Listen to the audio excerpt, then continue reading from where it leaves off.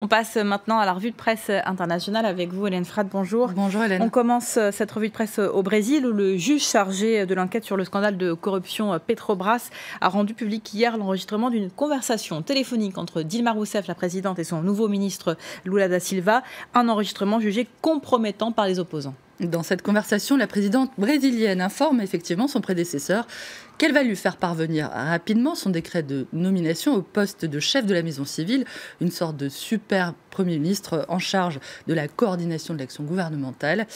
Certains, en cas de besoin, lui dit-elle, une phrase que ses opposants associent à une manœuvre pour assurer l'immunité de Lula, mis en cause comme elle dans le scandale Petrobras, pour empêcher donc sa comparution devant la justice. Un rebondissement qui a poussé les Brésiliens à descendre dans la rue par dizaines de milliers pour demander une nouvelle fois le départ de Dilma Rousseff. C'est ce qu'indique, on le voit ce matin, la une du site de Folha de São Paulo, qui fait aussi état de la justification de la présidente. Celle-ci assure que la remise du décret à Lula était simplement destinée à le lui faire signer, étant donné sa probable absence à la cérémonie d'investiture aujourd'hui. Une défense qui a cependant encore renforcé les soupçons de ses détracteurs, qui rappellent que cette cérémonie d'investiture était prévue au départ mardi prochain, comme si Dilma Rousseff essayait en réalité de prendre la justice de court. Donc.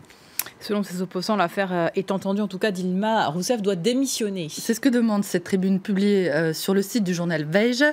L'heure est venue d'occuper Brasilia, la capitale brésilienne, et de faire pression sur les parlementaires pour qu'ils accélèrent la procédure d'impeachment, de mise en accusation lancée contre Dilma Rousseff. Dehors Dilma, dehors Lula, dehors le parti des travailleurs, écrit l'auteur. Dilma doit partir avant qu'il y ait du sang qui coule dans la rue, je le cite.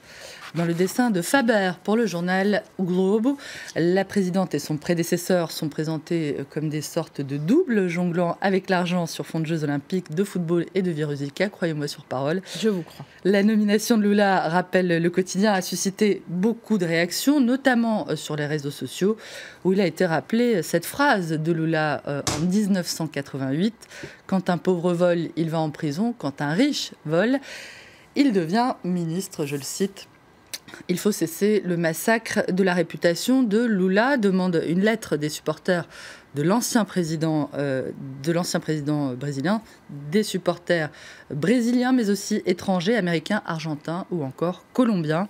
C'est une missive qui est publiée par le journal do Brasil, qui accuse les opposants de Lula de chercher à le détruire pour, je les cite, reprendre un pouvoir qui, jusqu'à lui, ne s'était jamais préoccupé des millions de Brésiliens relégués dans la marginalité, dans la pauvreté, livrés à une mort prématurée. Fin de citation. On part maintenant aux États-Unis où Barack Obama a choisi le juge Merrick Garland pour remplacer à la Cour suprême le conservateur Antonin Scalia, décédé le 13 février dernier. Le président Obama n'aurait pu choisir homme meilleur ni plus qualifié pour ce poste, je le sais, parce que j'ai travaillé pour lui, se réjouit l'auteur d'un papier dithyrambique lu sur The Daily Beast. Des louanges adressées à celui qui va devoir affronter désormais l'enfer républicain, je cite. La désignation de Merrick Garland doit en effet obtenir maintenant l'aval du Sénat, et c'est là que ça se corse. Comme le rappelle The Guardian cette fois, le chef républicain de la majorité du Sénat, Mitch McConnell, ne veut pas entendre parler d'un juge désigné par Barack Obama, dont le départ imminent de la Maison-Blanche est utilisé comme un argument pour contrer cette nomination.